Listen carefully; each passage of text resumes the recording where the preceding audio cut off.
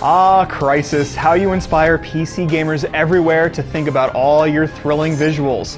Of course, the original was more than just eye candy. It was a fantastic sci-fi shooter too, featuring plenty of enemies of both the human and the alien kind.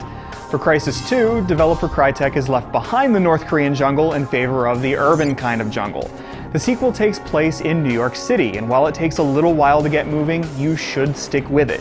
That's because Crysis 2's second half is absolutely thrilling, featuring large-scale battles in big city squares and across rooftops.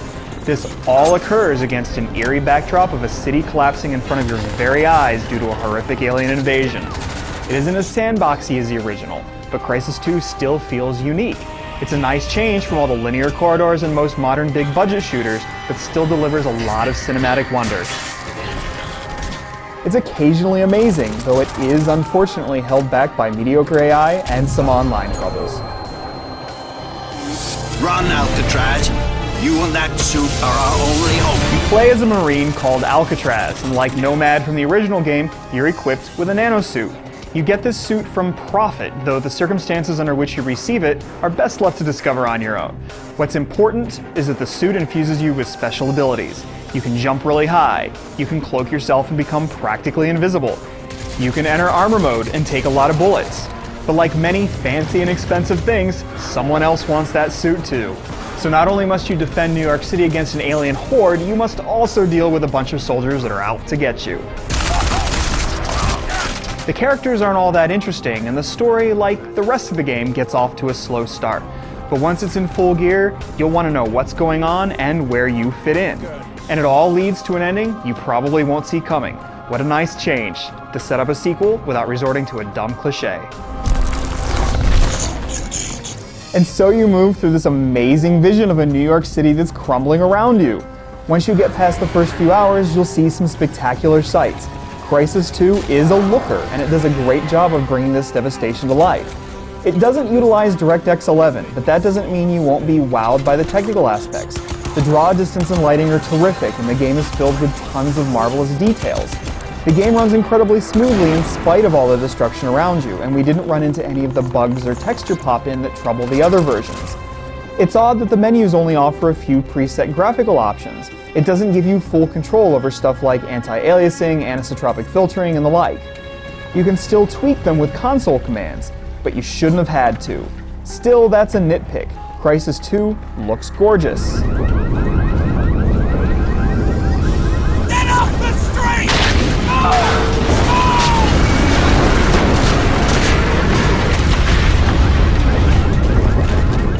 When you first start, you might wonder what everyone saw in the original Crysis. That's because one of the first things you notice is the AI and how poor it is sometimes. Soldiers might stare at you but do nothing, or fail to respond to you filling them with bullets. Or they will stand right next to an alien, but both will do nothing, more like they're hanging out than they're mortal enemies at war with each other. The AI never really gets better, but once the invasion is in full swing, it rarely stands between you and the thrills that come. It'll be a few hours, but once you're there, you'll love how Crysis 2 doesn't feel like most other games. Some of the battlefields are really big.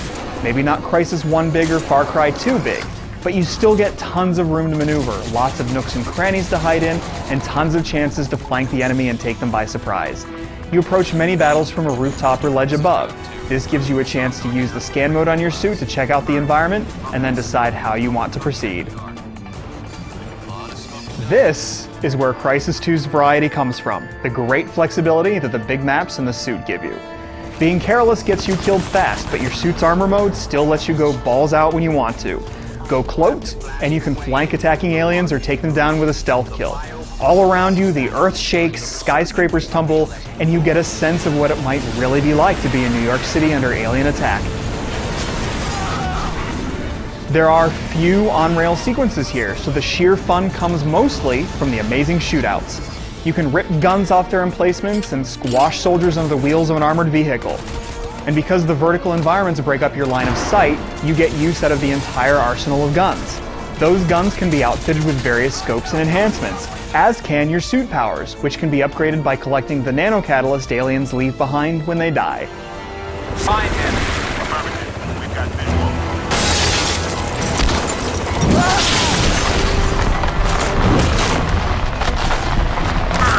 final hours of Crysis 2 are incredible. Fun, tense shootouts against hordes of enemies in recognizable places that are burning to the ground and falling apart in front of your very eyes. You get a good 10 hours or so out of the single-player campaign, so Crysis 2 is a good value compared to many other shooters. But it also sports a multiplayer component as fully featured as anything else you'll find on store shelves. And because you get to use the suit powers there, Crysis 2 carves out a place on the landscape. The maps are many, and there are 6 modes in total. To keep you playing, there's an elaborate system of unlocks, multiple slots for creating your own custom class, dog tags to collect, and a lot more.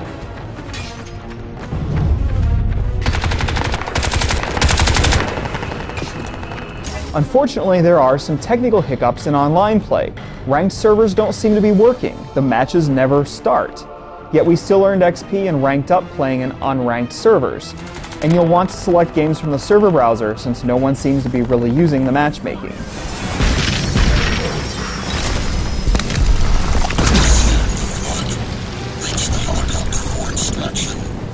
So there are some problems, but make no mistake, this is a terrific shooter that may not feel exactly like Crysis 1, but also doesn't feel a whole lot like anything else either. And with so many FPSs coming out that try to be like all the other ones, Crysis 2 might be exactly what you needed. A great reminder that not all shooters need to usher you down a series of linear corridors on your way to the next cutscene.